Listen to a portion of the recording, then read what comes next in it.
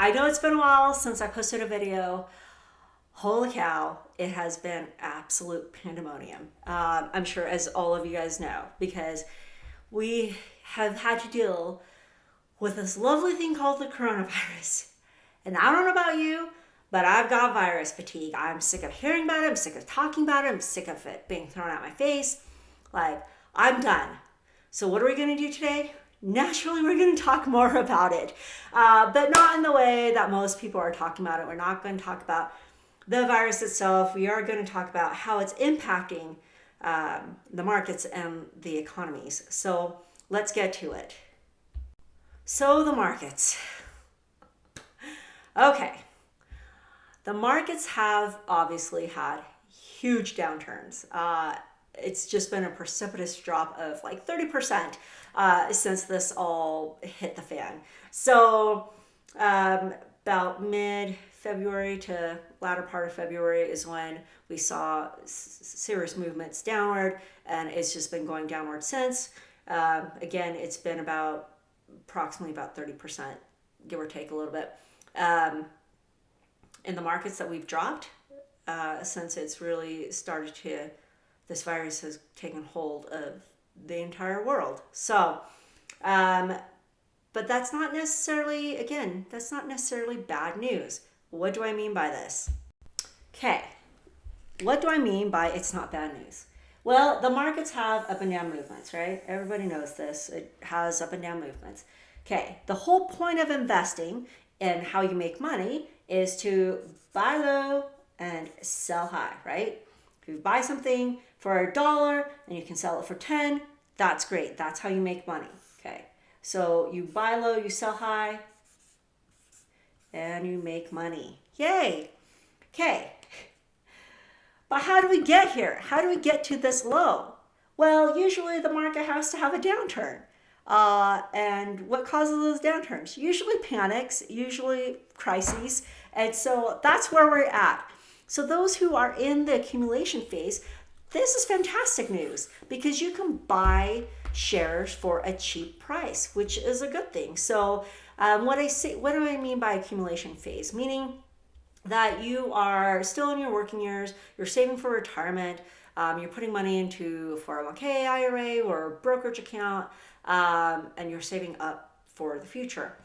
So this is a good thing because then you're able to buy a whole bunch more shares at a cheaper price. And so when the markets, because it's not if, it is when the markets go up, then you're going to have, every time that price change increases, because you hold so many more shares, that growth is going to be exponential, which is a good thing.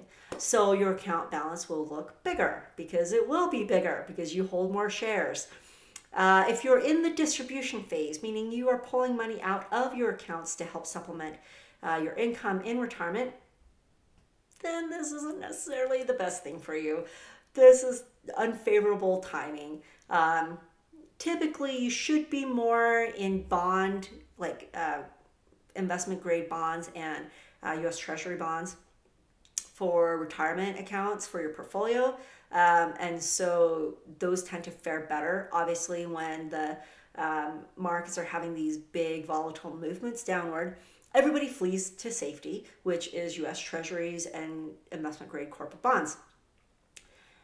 And so if you are investing in those, it's going to pretty much hold steady through this. It might have some upticks, but yeah.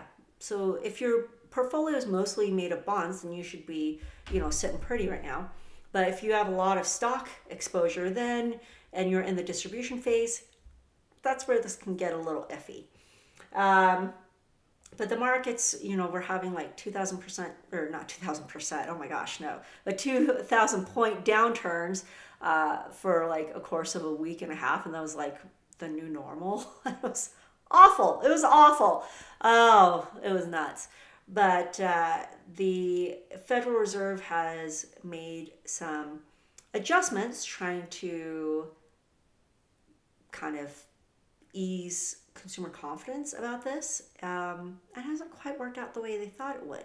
So let's talk about that. So the Federal Reserve, oh my, okay. beginning of March, or the first part of March, the Federal Reserve decided to move their federal funds rate down 50 basis points. That was 2 weeks before they were scheduled to meet in March 17th and 18th. So they dropped it 50 basis points, and the markets did not react favorably. And I'll explain here why in just a minute. Then the week following, they decided to go ahead and drop the rate all the way to 0 to 0.25%. It is not 0. It is between the range of 0 and 0.25%. If it's 0, it would decimate the economy. So it's never officially 0. So it's 0 to 0.25%. And they thought this would help to calm the public and help to kind of influence consumer confidence. That did not work. Let's talk about why that didn't work. So the Federal Reserve, their decision to move these rates was to show that they were being proactive and that they're trying to be preemptive of the economic impacts from the virus. That's how they were viewing it. And they also said, hey, we'll put, liquidity into the markets. Basically, they first said 1.75 trillion. Then they came out later the following week and said, we'll go ahead and dump another, I think it was like $4 trillion if they need to, into the U.S. economy. And they were trying to say, hey, we've got this taken care of. We are going to be proactive instead of reactionary to this. The way the public took this was, oh my gosh, this must be really bad because the Federal Reserve is taking these steps. And they sold out more. People were not calmed down by the Federal Reserve moves. They were panicked by it even more.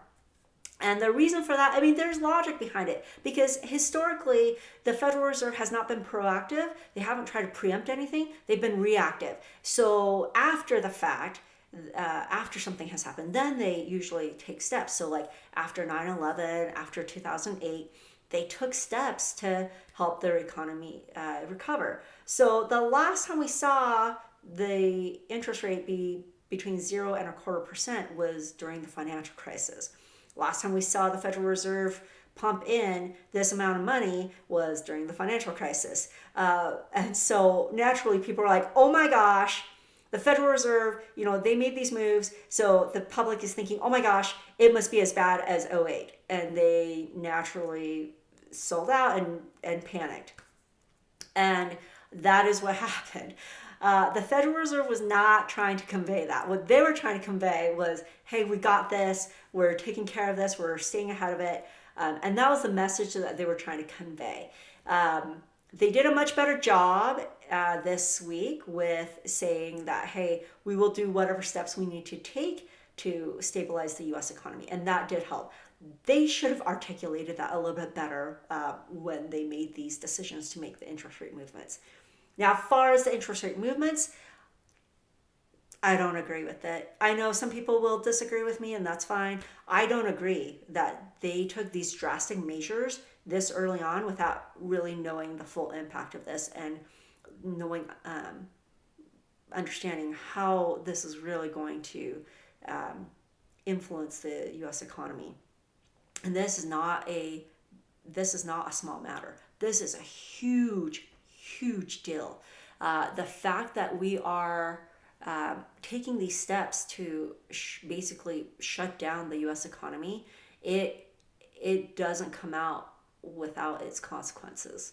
And a lot of people are probably thinking, oh, well, you're just looking at the money. We're trying to save lives. And, you're only looking at the money. And we're over here trying to save lives. Well, the U.S. economy is on a large scale, and it's big, and it's got longer effects. And this is the problem that people are not looking at. Okay, first of all, again, let me repeat, the market does not equate to the U.S. economy. Okay, the market can have big swings up and down all the time. That does not mean the U.S. economy gets affected by the same things. So, for example, Boeing, when they were having their MAX 737 MAX problem, okay, they're listed on the Dow. Every time the Boeing had issues, their stock price took a hit, and since there's only 30 stocks within the Dow, it would influence the Dow. That whole situation with Boeing did not affect the US economy. It was still just going along and doing its thing. It was not fazed by it. So this is what I'm saying. The market does not equate to the US economy. So I know people keep using it synonymously and interchangeably. It is not the same thing. So people keep thinking, well, you're trying to just buoy up the stock market. It's about the stock market, blah, blah, blah. No, it's not. It's about the US economy. And so people are like, well, it's about lives. This is about lives too. And this is what people are not understanding, is that the aftershocks of these type of decisions on the US economy have huge impacts. You are talking about the fact that with unemployment comes huge health consequences. Cardiac failures and heart attacks, those increase by 50% with unemployment. You're talking about depression increases with unemployment. And depression is no respecter of persons. It does not care the age, it does not care the race, it does not care about anything. It doesn't care about your health. It's just if it comes to you, it comes to you. And so this is the problem that we are facing, that people are not looking at when they are panicking and just saying, we need to shut the whole US economy down. That doesn't work here. If you were to do that, it's going to have serious unintended consequences that we are going to have to pay for in a big way. And I don't mean monetarily. I mean like physically, people are going to pay for this. You're talking that, people could be losing their homes. People could be kicked out on their street. People could be foreclosed on. This could be, and I don't say this lightly, this could be as bad as 2008 if we continue on this path. If we keep dragging this out, then it's going to end up like 2008, and this is going to be devastating on a whole nother scale. And so the problem we're having right now is that everybody's got a million ideas and we're throwing it all out, and we're just throwing it at the wall and trying to see what sticks. That is not a good plan. What we need to do is take a step back, take a breather, and really sit there. Okay, what is the goal? And logically think, what are the steps to get us to this goal?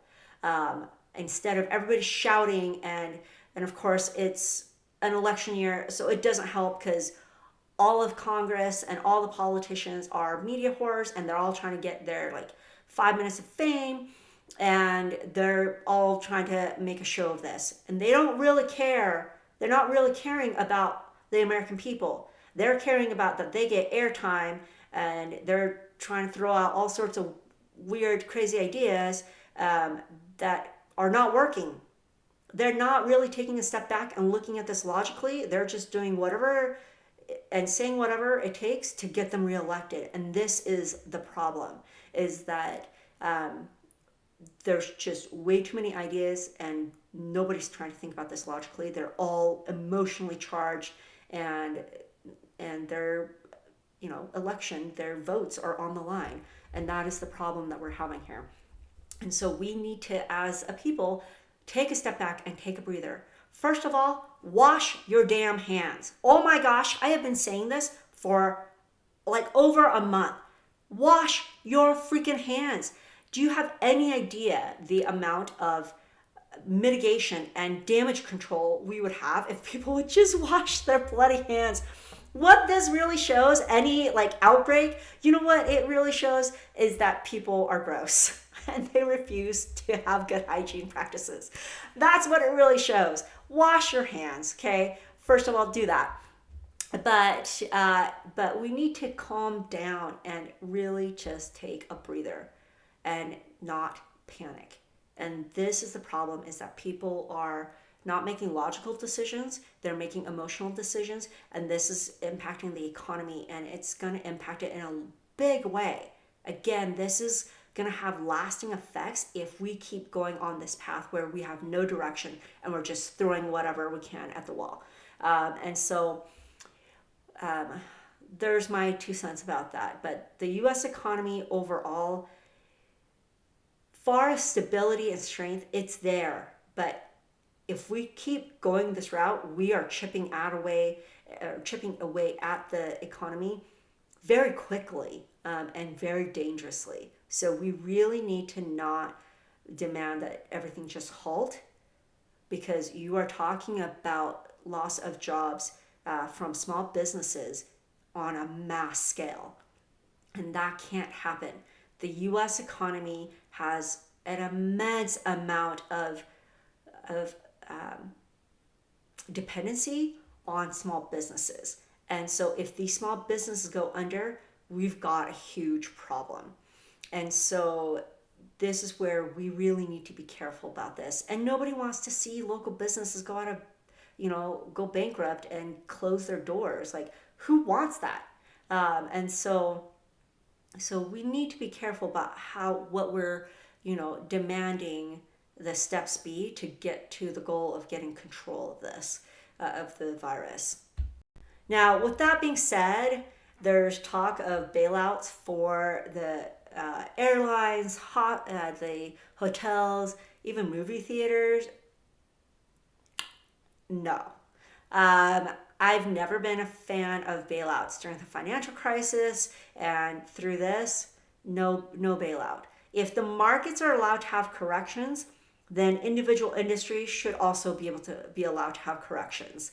And that is not, again, it's not a bad thing, because it clears out businesses that are not sustainable. Now, I'm not talking about the small business owner. That is a whole different, category and a whole different conversation.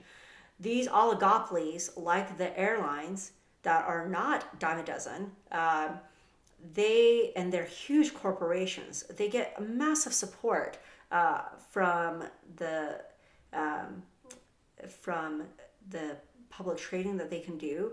They can issue stocks, they can issue bonds. Small corporations, small businesses, local restaurants, they can't do that. So this is why I say they're on two different scales, and they are definitely on two different conversations. So bailouts for, the hospitality industry and the travel industry, no. And again, I was a big opponent of the bailout during the financial crisis, and I'm going to be a big opponent of bailing out the airlines. Again, a lot of people are going to disagree with this, but these companies should have prepared for something like this, an event like this, because we've gone through this multiple times. This is not something new, and no industry is immune to downturns. And so we saw it during, the tech bubble. We saw it with 9/11. I mean, for crying out loud, they saw this happen during 9/11 and during the '08 crisis. They went through this. So why on earth is the airline industry not saving up money for events that can affect their industry? Like, I don't understand why these corporations are not saving more money. And it's not to say all corporations don't have money. You look at the tech companies, a lot of them hoarded cash for this exact purpose. And so why aren't the airlines doing it? They had the money to go ahead and buy back a lot of their stocks. And they decided that they were going to charge the consumers an insane amount of fees for baggage and whatever else that they decide to, come up with. So I know a lot of people are going to be like, oh, well, they run on thin margins, They still make profit. So they could have been putting money aside for that. But, that's where I stand on the matter, is there should be no bailouts for these industries. And of course, that's going to be up to each individual country. Again, there are going to be, like I said in the previous video, there are a lot of countries that are smaller that their major export is tourism, and this is going to hurt them in a big way. So what they decide to do with it, that's up to them. But for the US, no bailout. Again, if the markets are allowed to have corrections, then usually individual industries also have small corrections in them. I don't see why we can't let this be a correction in the travel industry. So there's my 2 cents on that. But anyways, there's enough about that. We've talked about a lot. I'm going to go ahead and link some resources and sources I've cited in the comments section below. Go ahead and look at them. There's a lot of good information. And as always, if you guys have any questions or comments, go ahead and put them in the comments section below. Hit that subscribe button, and I will talk with you later.